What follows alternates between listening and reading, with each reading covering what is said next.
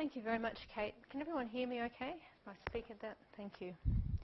So as Kate said, I'm very jet-lagged, so this is going to be interesting. I've got these notes. They're all cross-referenced. There's underlining and stars, and I have no idea what they mean. So I'm just going to plough on and see how we go. Here's my... Oh, before I start, you'll start reading that. I did want to say how delighted I was to be invited, and I really do mean that. People keep thanking me for coming. And I was thinking as I was lying awake all last night, it's like thanking someone for, you know, eating a big bowl of chocolate that you've given them. Thank you so much for eating the chocolate. You're welcome. You're welcome. So I just keep saying to people, you're welcome. But actually, I feel very privileged and very, very happy to be here. So thank you for having me. I hope I don't stuff it up too much. Here's the overview. I'll ask a question. I would like you to ask questions in your own mind as we go. I'd like to put that up front. A little bit about context. I'm not going to talk about the Australian higher education system because that's a whole hour presentation on its own. Just a little bit about the context of this actual talk. I'm then going to talk about non-traditional students, and in that talk about students' multiple roles, cultural capital, which I mentioned yesterday in the panel session, and sociocultural capability that's specific to university study. Because I have this role that I actually have to do things and make things happen and make them happen in the right way to the right standards and be accountable for everything, which is a good thing actually. I can't help myself. I can't just give a talk and talk theoretically. I have to talk about also what do we do about that. So I'm going to posit 5 digital design responses to some of the issues that I raised in the first part, all from research, but they are nonetheless practical suggestions. I'd be very interested in your responses to those. And I'll just end with a comment or two about the changing role of educators. If something I say doesn't make sense, please ask. Don't wait till the end.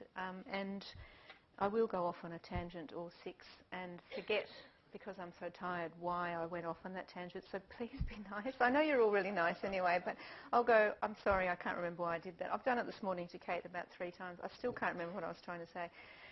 All right. Oh, and before I go on again, I want to say thank you to Liana Skews. She'll be watching this at some point. Liana designed these slides, so she took a text that I wrote and actually did the first draft of putting this into this beautiful design. So thank you to her. So before I come to the question, whether it's for moral or financial or other reasons, student achievement, what I mean by that is anything you think it means, student progress, student engagement, student retention, student graduation, student achievement in all its ways is key to the fundamental objectives and future of all higher education institutions, whatever country they're in, whatever system they're in. And the question I have is, do institutional approaches to digital education reflect this commitment to the success of their students? I think in Australia, not quite, but I'm interested in what's happening elsewhere in the world. So the context. Martin Trowell wrote about this in 1972, very clever man. He talked about access to university and it moving from being access for the elite only, then through to mass education, which is where we are now, and towards universal access, which is where we're heading with particularly digitised forms of education. There is a bit of a dilemma here, though, because the goal of access policies, as it says there, should be successful participation in higher education, as access without a reasonable chance of success is an empty phrase. So I think we focus very much on opening up and letting people in, but that's not the end goal. That's just the beginning. And people often say, oh yeah, we've opened up, we're open access now, we've put something online and anyone can do that. And someone talked yesterday, I think it was Jonathan Rees, about a very problematic situation from my point of view, where there is credit given for non-equivalent courses that are put online. But anyway, that's another conversation which Jonathan started yesterday. So back to this, the context. So we're moving into this universal access, we're in mass education, but we have to focus on participation and achievement. So, non-traditional students. Let me see where I'm up to. I have no idea. Okay, so people often ask, what do you mean by non-traditional students? I was at a GO8. GO8s in Australia are the group of 8, and they are the 8 elite institutions. So there's the Sandstones, the Stanfords, if you like, of Australia. And I was giving a keynote at one of those universities, University of Adelaide, and the Vice-Chancellor was there, and somebody was introducing the Vice-Chancellor, who was then going to introduce me, and then I was going to speak. It's one of those weird things. So he and I sitting together, and he leant over and he said, because my title slide was up, what do you mean by non-traditional students? And I said, anyone who doesn't go to your university. And then I got up and, he got up and was like, yeah. I didn't get invited back. So traditional students are really those ones who made up the majority of the student body when the system was elite. They are probably the students who make up most of the student body at the university that we're meeting at today. They're the typical university, the stereotypical university student. When you think of a university student, I write about this a little bit in Australia, you think of, in our case, a long-limbed, perfect supermodel. If it's a girl, they've got long blonde hair. If it's a boy, sharp, groovy cut, very good looking, lying on green grass with sandstone buildings in the background. Well, this is what happens in Australia. So that's what when you say what's a university student, that's the picture that comes to mind. So non-traditional students are all the students who don't fit that. They're all of the students who've got wider range of backgrounds and experiences and expectations, a wider range of social capital, and I'll come back to that. And so the vast increasing bodies of students who study online in digitised forms at this point in history could probably be termed non-traditional. There's a lot of non-traditional students in that cohort in any case. I've got stars here, I don't know why. We'll move on. Lucky for me, I put these signposts in, just a teacher coming out, so I could remember where I was up to, and also that'll help you. So we've covered the first three. Might just stop and see if anyone's got any questions or comments about the first three. If not, I'll just move on. Okay, I'm going to do that periodically, so you might be ready the next time. All right, so, well, you weren't ready, clearly. Tell me if I do something inappropriate, won't you? Okay, just say that you've gone too far. I'm your bodyguard. All right, good. So, I want to talk about students' multiple roles. Well, first I want to talk about the university student role. That's right. Okay, so all students need to survive at university. Non-traditional students need to survive as well as master the university student role. And their learning can be hindered, and there's quite a bit of research around this, by a lack of knowledge about university practices. The way we do things in universities is very bizarre. It's not the way anyone does anything in the rest of the world. But when you become institutionalised, like certainly I have, I've been in universities for 23 years, you start to think that what we do is normal. It's not normal, and it's not something you wake up in the morning and know how to do. It's actually a way of doing things. It's a set of practices. Non-traditional students often don't have anyone in their family or their network who's been to university. They don't have anyone to ask. They don't have anyone who has modelled this. They don't have anyone who talks about the sorts of practices that go on in university in conversation. And Collier and Morgan, I have my notes, 2008, talk about this important difference between understanding expectations and meeting expectations. So it's hard enough to try and work out for a non-traditional student what the expectations are. What is an assignment? I was going to tell a story at that point. Can you remind me where I was? I was like, what is an assignment? Because I'm doing a course right now. I've got 5 degrees and I've had a long break, and now I'm doing a course to become a company director. And it's fascinating watching my own experience in this, because things I'm caring about are how much is the assignment worth of my assessment? When's the exam? When do I have to do it? What sorts of questions are in the exam? What size font are you allowed to use? Because it's 3,000 words and I can't possibly fit everything into the assignment in 3,000 words. Are there rules about margins? And I've actually found myself asking these questions, which is the sorts of questions non-traditional students. And staff will often say in Australia, oh, don't worry about that. Not nice staff like Kate and the other people. Other evil staff who aren't here will say, don't worry about that. That's not important. It's important to concentrate on the content. But that is the content. It's part of the content. They need to know what the rules are. So, what was I saying? Difference between understanding and meeting expectations. So there's one difficult thing to do for non-traditional students is to understand what they're supposed to be doing. How do you write an assignment? And then, additional to that, there's the doing it. So understanding it conceptually, and then you've actually got to put it into practice. And think about anything. Driving a car. The theory of driving a car is one thing. Quite complicated when you don't know how to do it. And then actually doing it. I took my 17-year-old for his first driving lesson, and we lasted 9 minutes. And he said, please take me home. So I drove home, and he said, I need to lie down. Because he was so exhausted from 9 minutes of driving. It's a very complicated thing when you don't know how to do it. Driving's very simple compared to being a university student. So this role is enormous. And imagine going into a role and being asked to do it and to perform in it, and you don't know what it is and you don't know how to do it. And you're going to be judged. And you might fail and you might get kicked out. So I meant to say at the beginning I'm only going to touch very lightly on digital delivery. I do think all of these things are exacerbated with digital delivery because it's even harder. There's another dimension, doing it digitally as well as doing it, understanding what to do, doing it, and then doing it digitally. In addition to that, non-traditional students have multiple roles. They are often parents. They are often employees. Yes, sometimes they're employers. They have often very complex lives. I went on a tour of Stanford a couple of days ago with a lovely young man. I was going to say boy, I'm getting really old. He was probably about 19. He was a sophomore, whatever that means, second year? Yeah. Lovely, charming. And his role was a student. That's all he did. He was a student. I think he maybe did a casual job showing people around. I'm not sure if he gets paid for that or if it's for credit or whatever, but he actually said in passing he's only left the campus once in the last year. And I asked him about it. He said, well, it was a great day. We all got up together, 80 of us in our dorm. We had breakfast together, then we went to the train station. We went to San Francisco for the day. It was so exciting. And our RAs, I don't know what an RA is, somebody that lives in the colleges, I think, and helps them. Thank you. Resident advisor had organised a scavenger hunt for us. And we did that. It was really cool. We got back on the train and came back again. That's the only time he's left the campus. Not embarrassed about telling anyone. He was like, this is the coolest thing. It was so fun. That was his life. I was astounded. So the university I'm at, I don't think there's any students that would fit that category. You know, many of them are mature age. The place empties at 3 o'clock because all the mature age women have to go and pick their kids up from school. It's just a different thing. So the multiple role thing for non-traditional students often plays a much bigger part than it does for traditional students. And each of these roles demands time and energy and commitment.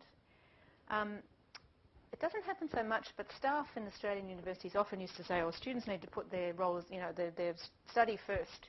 But if you're a parent and an employee, your child is sick, or you have to do an extra shift at your job, or you have to work overtime because the boss says so, you can't put your student role first. It would be inappropriate and irresponsible and the wrong thing to do, because your student role comes last, after caring for your family directly or through earning money to pay bills and so forth. So it's much more complex. This role of being a student has to fit into all these other roles.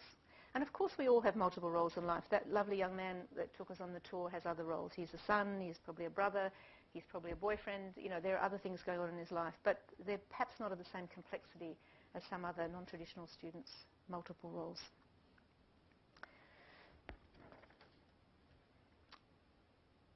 All right, cultural capital. I mentioned this yesterday, and I'll just go through this a little bit today. I've got stars and arrows here, so there's probably something really important coming up.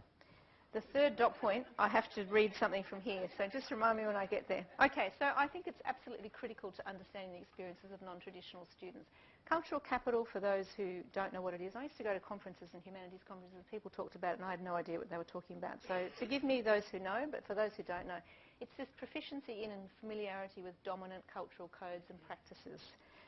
So Bordeaux is a big thinker in the area of cultural capital, and he suggests the primary vehicle for the transmission of what he calls the ruling class culture is the education system.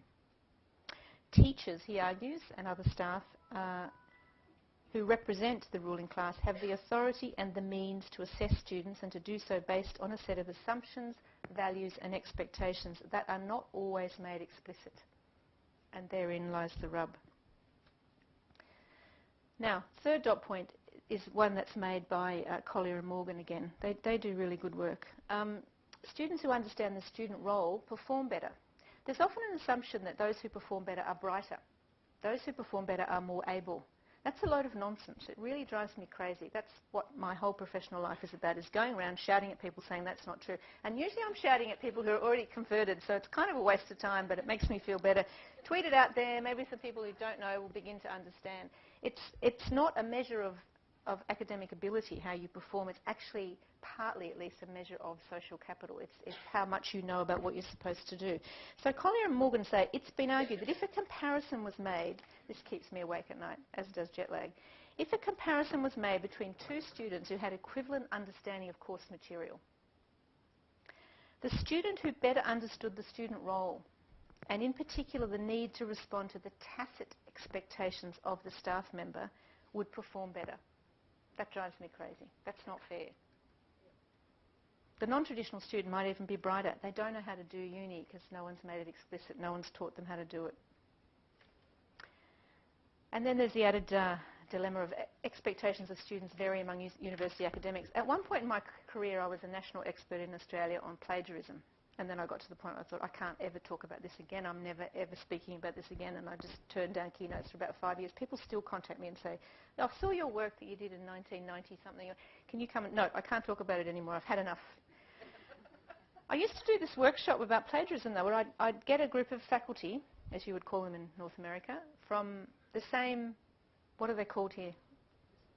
Discipline? History people and science, physics department, thank you. So same faculty, all faculty from the same department, and I had a line 1, 2, 3, 4, 5, 6, and it was where do you cross the line, what's plagiarism and what's not. And it started with cutting and pasting off the internet with no references down the bottom, and up the top was clearly not plagiarism. But in between, it's grey. And so I'd say, where's the line in history for plagiarism? And there would often be shouting arguments. In one workshop, someone shoved someone else. They got so angry because people were so determined that the line was between 2 and 3, between 3, it's half of 3, it's half of 4, and it was somewhere between 1 and 6, and it varied all the time. So when they all calm down, everyone sit down, calm down again. I go, okay, so how do your students know what to do?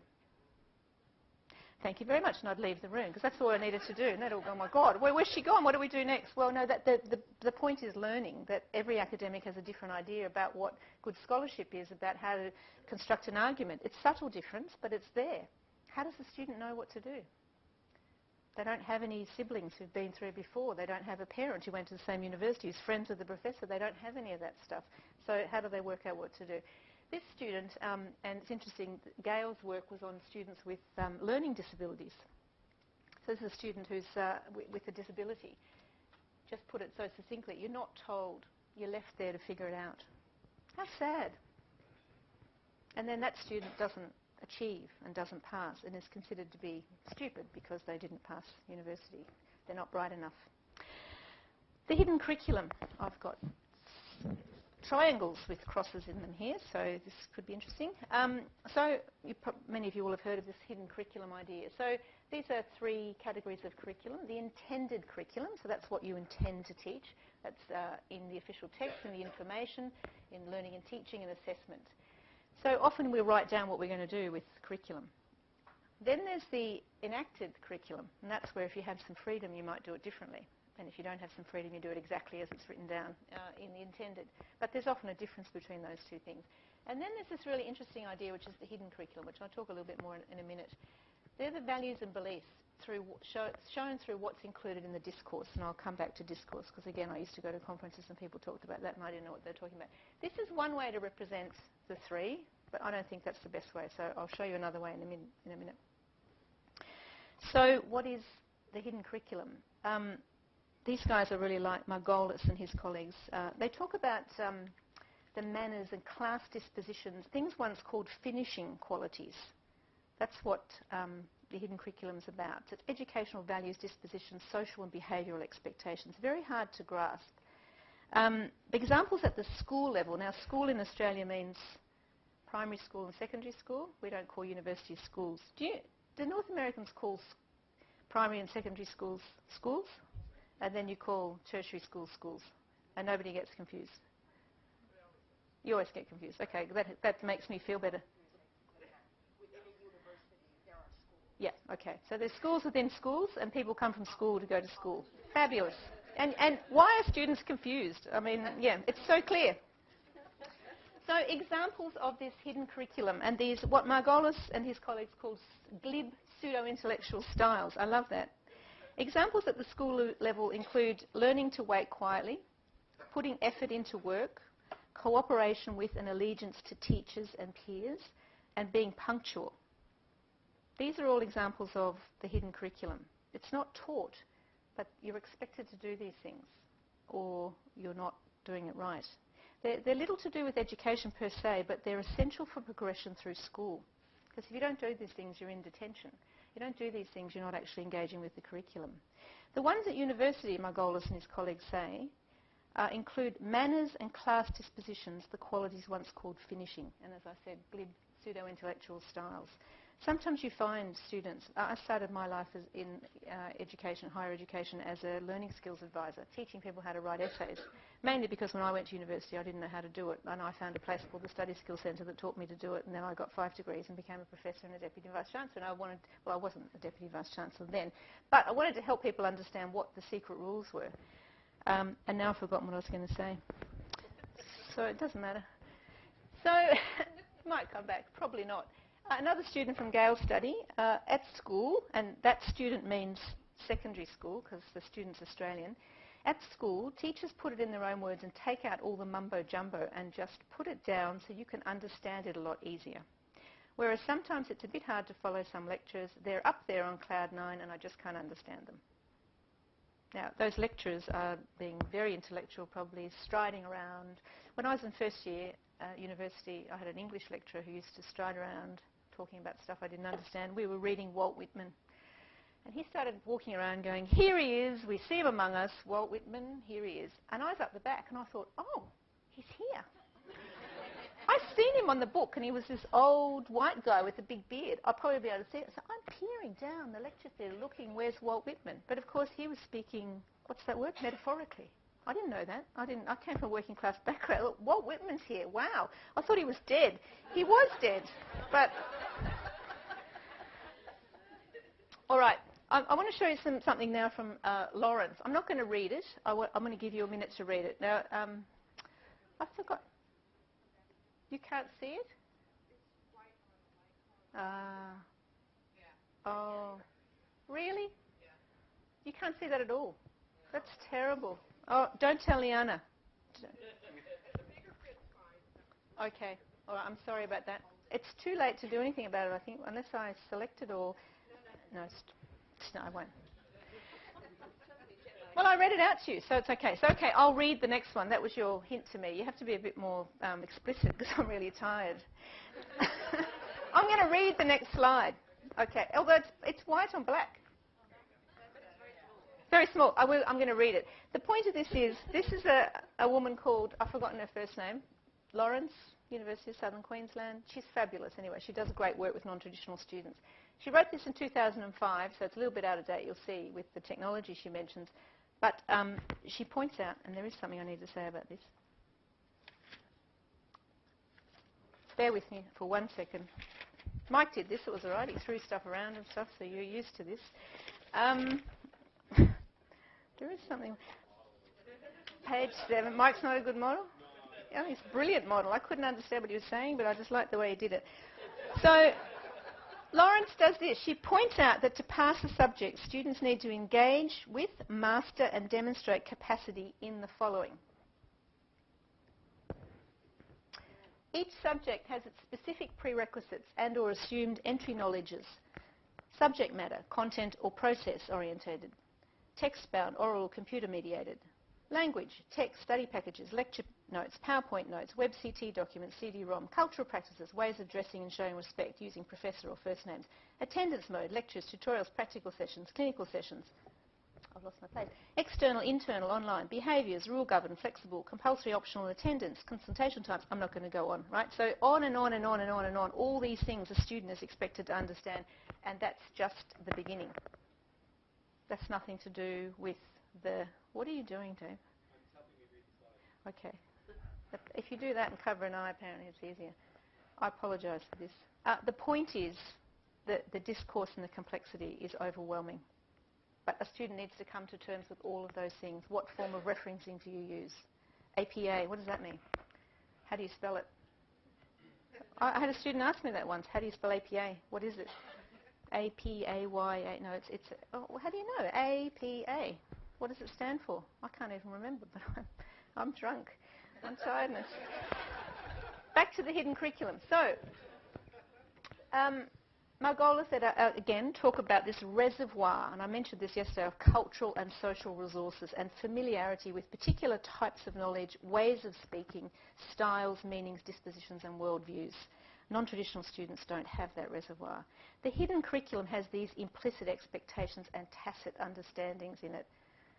And I think this might be exacerbated by digital modes.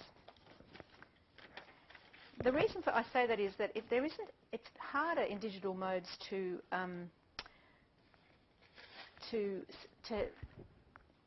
interact informally with other people and ask them questions. You know, you can't sort of sidle up to someone very easily in digital mode and say, well, what's the thing about the assignment with the whatever, or what's the CD-ROM thing, or what are the, you know, you've kind of got to go out there a bit more, and it's hard to get access to do that. And there's no modelling often. You're not watching other people do it. You're not, you can say to other people, what are you doing? I'm doing my assignment. What are you doing there? Oh, I've got the books here and I'm taking notes out of them. Oh, wow, what a revelation. I didn't know you could do that. It's harder to see that sort of stuff online, so I think it gets more complicated. Here's 2 quotes from students. I will read them. The assignment we had, these are students who didn't know what the hidden curriculum was. The assignment we had said, write about some field experience. And I literally wrote the 2-page thing out. It said write, and I took it literally and I wrote it out. And then I got a note back that said, see me. It was in red and everything. And I went and she was like, you were supposed to type this up. But the instructions were to write. I wasn't sure what she wanted. Very simple. But how would the person know write means type in higher ed, in that discipline with that lecturer? The other one, I'm taking biology. I do not have experience in writing, and the main thing that they require writing for research papers. And I'm expecting doing a lot of work trying to figure out how to do that. I did 2 papers already, and he said, you've got to go back and do it again. This is not scientific writing. I thought it was scientific writing because it was from a biology textbook. And he said, no, this is not scientific writing. So it is really hard to see what they want because they already see it. They already know it. They see what I don't. So this student had worked out there was something hidden. They just didn't quite know what it was. I thought it was scientific because it was from a biology textbook. That's quite a reasonable assumption. But we have this bizarre higher ed only meaning of what scientific writing means. We all know what that is. Introduction, method, results, discussions, got to, But how would the student know if no one had spelt it out? I'll plough on. I don't know where I'm up to. I've got stars and crosses and everything here. It says I've got to read something for this slide. Hang on. All right, this is actually, yes, it is important. So Collier and Morgan again draw a distinction between 2 related ideas, and this is also drives me mad. Let me read it. Relevant to the notion of non-traditional students, understanding their role as students and separately mastering that role. So I mentioned it before. They distinguish between a student's academic skills and actual capacity on one hand and their cultural capital and demonstrated capacity on the other. So actual capacity, demonstrated capacity, using cultural capital. They argue that whatever a student's actual capacity, their background and cultural capital affects their ability to understand the tacit requirements and appropriately perform the university student's role and therefore demonstrate their capacity. They also point out that demonstrated capacity is what's examined and assessed at university. You have to demonstrate it to be assessed. All right. Lawrence again. Okay, so achievement at university relies on sociocultural capabilities. Sociocultural competency includes to have, for example, seek help and information, seek and offer feedback, and express disagreement. There are rules around this stuff, but they're secret rules until you learn them, until you either get them wrong and get told or you watch other people do them. This is added dimension. This is a psychology student from Lawrence who said, I don't feel confident enough to speak to my tutor about the essay question because they might think I'm stupid or something. I don't want to expose my ignorance. Very sensible. This is the person that's going to be judging me and giving me a mark. I don't want to ask stupid questions. We all have that fear. But that risk of defeat or being perceived as stupid are not the only risks for non-traditional students. And students in Gale's study, again, provide an indication of additional difficulties when face-to-face. And 2 quotes there I'll read. They come in at 9 or 9:05 and leave at 10 or 5 to 10. I've tried to talk to lecturers, but it's not much good. I can't get across. I can't really communicate with them. Just can't catch them. They come in, they do their thing, they leave. The second one, lecturers seem to have the attitude that I'm up here, I'm a lecturer, you're down there, that sort of thing. I knew I'd be wasting my time to ask them for help. This is kind of heartbreaking. I've tried asking them, but they want to remain superior. You know, this person went out there, they tried, they were brave, but they didn't get an answer. So how do students, non-traditional students, navigate these challenges in a digital mode? There isn't even a person coming in and leaving that you might be able to intercept at the door. Somebody comes online, but then do you have to type them a question? Will everybody see it? Will they think you're stupid? I just want to know what size font to use in the assignment. I really do for my course. I don't know who to ask. I do. I'm not joking. I want to know because I could squish a bit more in. I love this quote. It's very Australian. Understanding tacit expectations in expressing disagreement. And this, as a female student said, it's not a good idea to just walk in and say, look, this is crap. That's what we say in Australia. You can't bulldoze your way through. You have to be tactful about it. Look, I agree with this, but I think I've been hard done by with this bit for this reason. Right? Clever person has worked out you've got to do that pretendy thing where you say something positive first, and then you say an argument, and then you've got to give your reasons, and then you round up with a nice positive thing again. You can't just go in and say, you're a shit teacher and this is crap. You can do that, but it's not going to help you. And they probably work that out by doing it. Back to the signpost. Excellent, because I was wondering where we were going. Okay, 5 digital responses. How am I going for time? 5 minutes if you want to relax. So 5, 10 minutes? 10 minutes. Good, I'll go faster. Okay, so the 5 responses, I'm going to whip through these very quickly. They come from, there's 2 ideas from research on online students, and 3 ideas from research on low socioeconomic status background students. And they're the 5. Preparation, concurrent support, curriculum and assessment design. I'll make my slides available. Interactive and connected learning, facilitating student help seeking, and the changing role of educators is something I'll just add on the end. So the research from online students is from Open Universities Australia. It's owned by 7 universities that offer online education. It has bridging courses. VET is vocational level education. That's sort of equivalent to community college kind of. Undergraduate and postgraduate. The majority of their cohort are over 21, so they're mature age. 80% are studying for professional development. 70% are working, many full-time. 1 in 10 have full-time home duties, a lot of house people. I was going to say wives, house husbands and wives. 5% have a disability, and just under half of the cohort, and they keep it secret how many students they have about 40,000 students. Just under half of the first in their family to go to university. So here's what my colleague and friend Kathy Stone and her colleagues found. Those who do preparatory programs are 1.43 times more likely to succeed. Now I know it's not correlational, it is correlational, it's not causal, but it's interesting nonetheless. Success in a first unit of study, that preparatory study, significantly predicts future enrolment and success. And appropriate, affordable and high quality enabling units is the first step to improving retention. So they've got clear evidence, and if you want to read their work I can give you the reference, that works very quickly. Concurrent tutoring is another thing. They use something called smart thinking. People here familiar with smart thinking? And basically they found the students who use that outperform other students in terms of retention and grades. Very simple, and again they have more detail in their work. The research on low SES students is research that I led a few years ago. The Australian government has a focus, and successive governments, if we change governments, we change prime ministers every year or so, and we change governments every few years, but they've all continued this focus on low SES students and increasing their participation in higher education. They're 25% of the population, they're only 15% in higher ed, so we're trying to get it up to 20. Some of the things we found there, flexibility, variety and choice are important components for facilitating success for these students. Teaching with technology is an important way to offer that flexibility, variety and choice. So it's all good. Digital education has the potential for facilitating success for these students. And so that research showed those 3 things were useful things to do. I really do feel like I'm going very fast, but that's okay. Design of inclusive curriculum and assessment. I'll just say something about each of these quickly.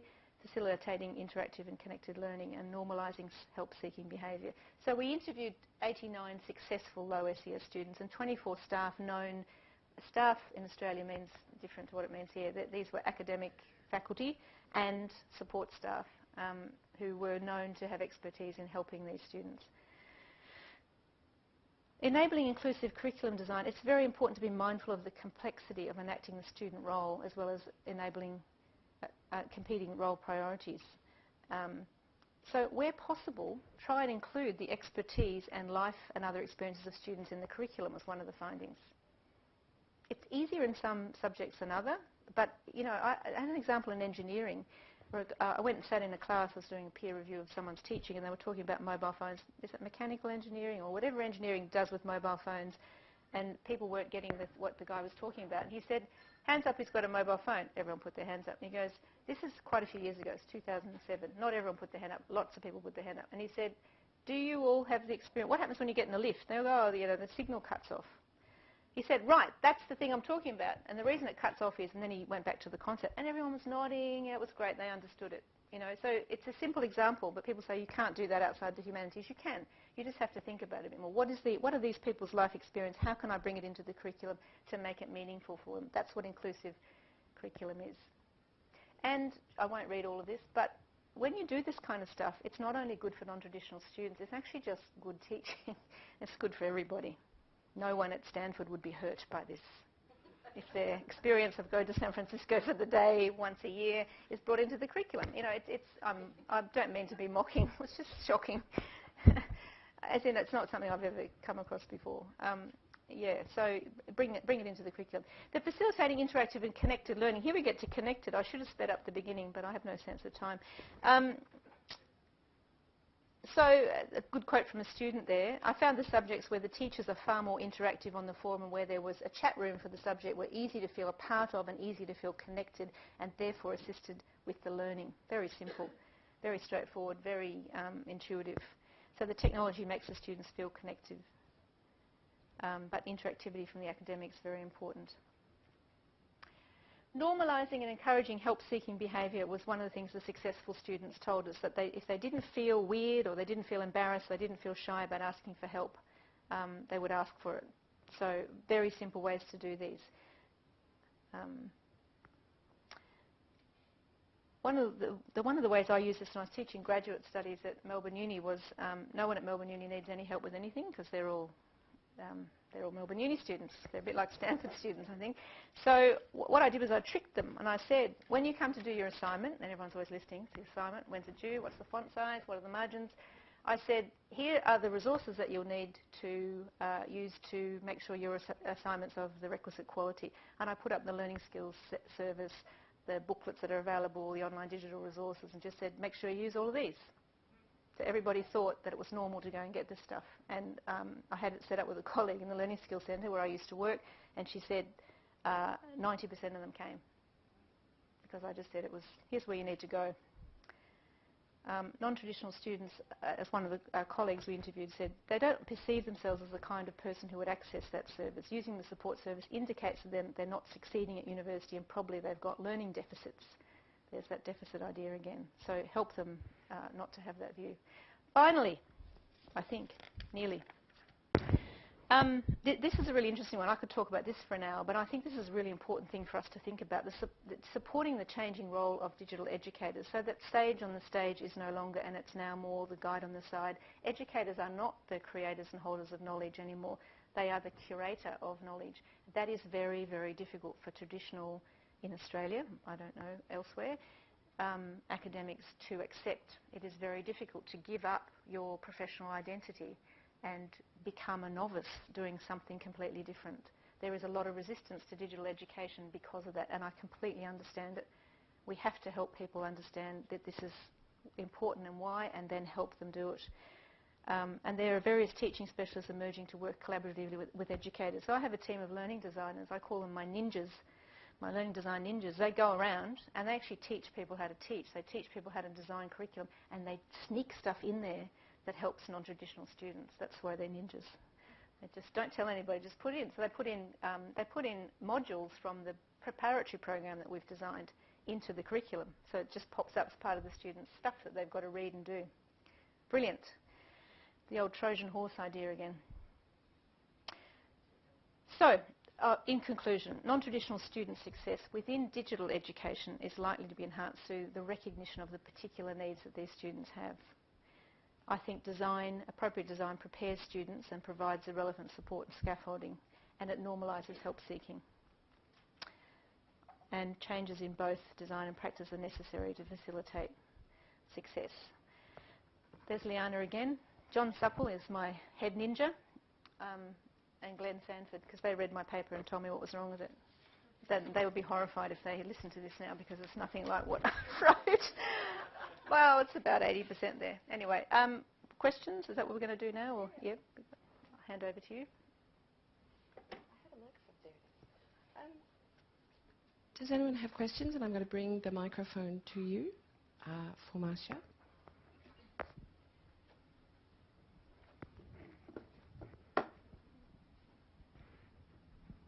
Hello. I'm speaking from a background of the Open University in England, and I'm also having taught a lot on Level 1 Maths and Computing course, where we've been studying the use of language in that module and its effect on retention with students. So I'm fascinated to watch. I saw you nodding a lot. Yeah, sorry. Very encouraging. It was great. I was trying to help. Thank you. You did. Because it's early in the morning. Yes. So now I've forgotten what I was going to say. I love that. Sorry. You're working in maths and Thank you very computing, much. working with language. So it was what I was fascinated to hear was that you didn't mention the idea of self-reliance, which is certainly what we've been looking at, is the idea that certainly in Level 1 online, we have to make students self-reliant. And that kind of encompasses really everything that you're saying. Yes. The language thing becomes really interesting when you start to pick apart what you've asked students to do. So, for example, we had asked students to write a summary in about 5 different places in our module, which we were assessing. And then we realized that we'd given them at least 3 completely different examples of what a summary was. Mm-hmm. And then we were surprised that they weren't doing very well. Mm-hmm. So one of the things that we've done is to simplify the module in order that students felt more successful at Level 1, which has helped towards making them more self-reliant. Yes, exactly. Yeah, thank you.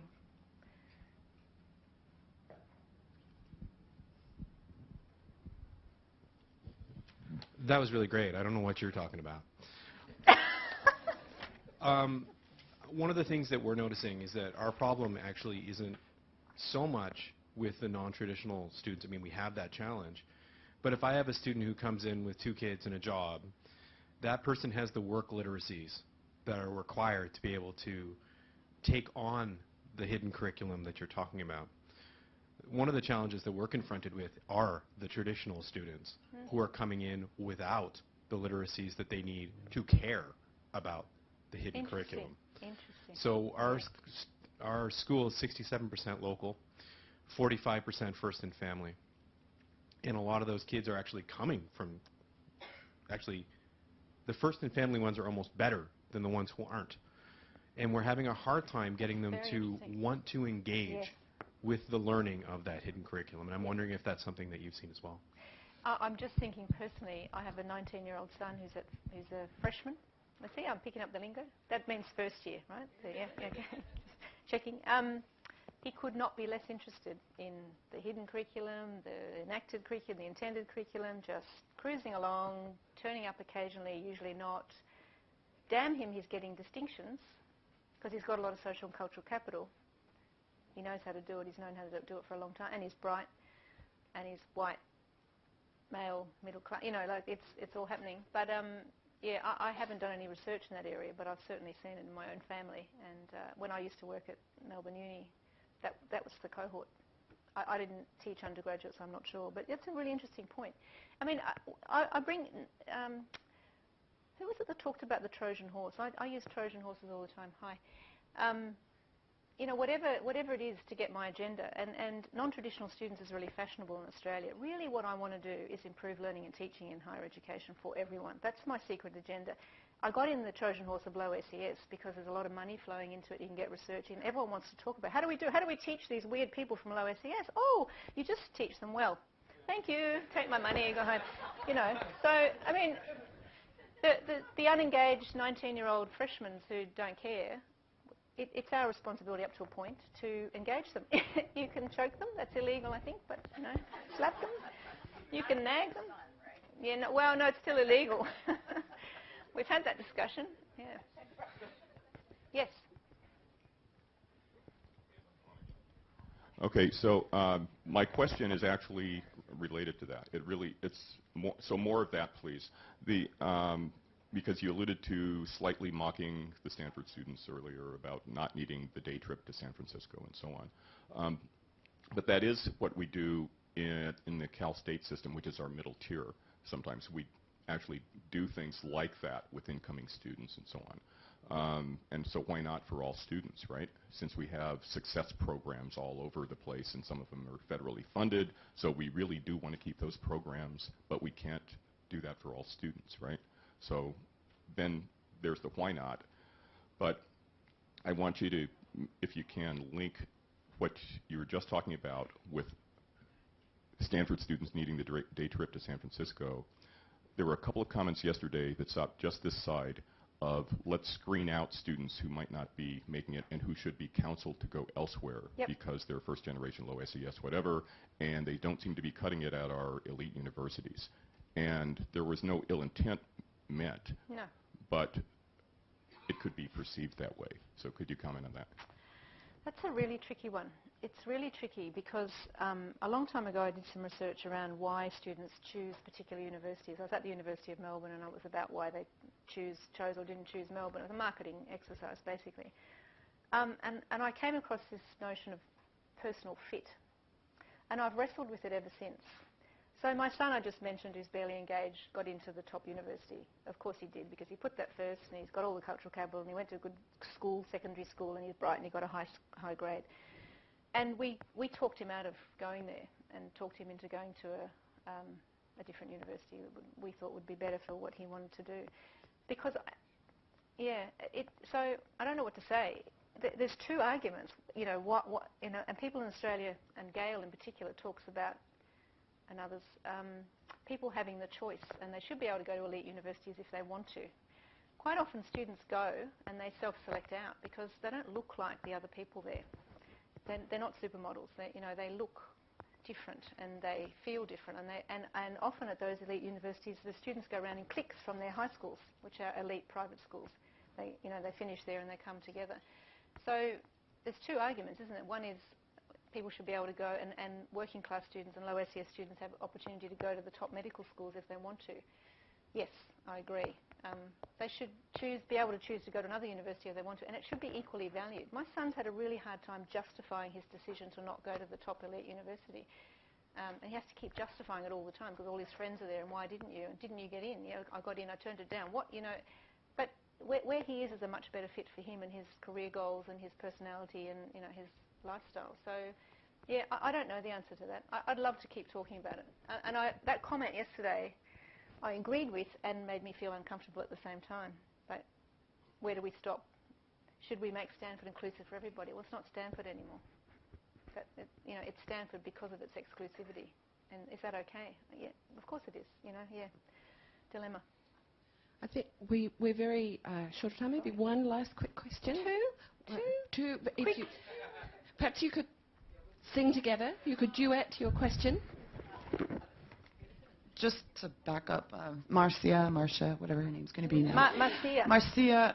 No, it's called Marcia. Then it got changed to Marcia, and now it's Marcia. We've had a lot of arguments in my household because I live with an Irishman, and my cousin who lives in Texas is English, and we have an American and a Canadian all the time. And it's everyone's right and privilege to go to an institution in the U.S. And I said, we don't have those choices in our countries.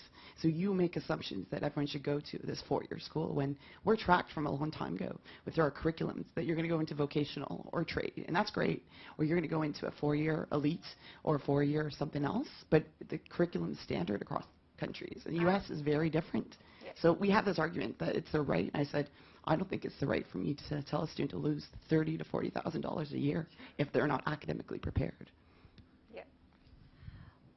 That's the other thing. There are very high fees involved. Ours are relatively low. We think they're high, but they're not. Yeah, $64,000 a year to come here. $64,000 American dollars every year. Before supplies, whatever they are. I'm really curious about what supplies that will come at. Well, and I think there's also talking about the streaming, in that the University of Louisville in Kentucky has actually been really successful at, and successful, I'll put that in scare quotes, where students will come in and they will tell them, the admission counselors will tell them, you're not ready for Louisville but they've got a really strong relationship with the local community college and say, if you go to the local community college, if you get your associate's degree or you do all of these things, you can come back in 2 or 2.5 years and we will let you straight in. And they say, you're a University of Louisville student, you're you know, all of these, you'll have a card, you'll have access to our things, but you'll take all of your classes at the community college. And they'll tell the students point blank. And they've been very successful, at least in terms of what the state considers successful, because they've improved their retention and completion. Yep. Right? And so there is this tension between making things accessible, but then also with declining state funding, making it helping the students be successful and having those retention rates in that sort of way. So there's a really strong tension, but there's also possibilities for universities to have agreements within the system to say maybe this is a better place to go, and then you can come back. Yep. And we do similar things. We should talk over whatever's happening next. I'm getting the get off, Marcia. Thank you.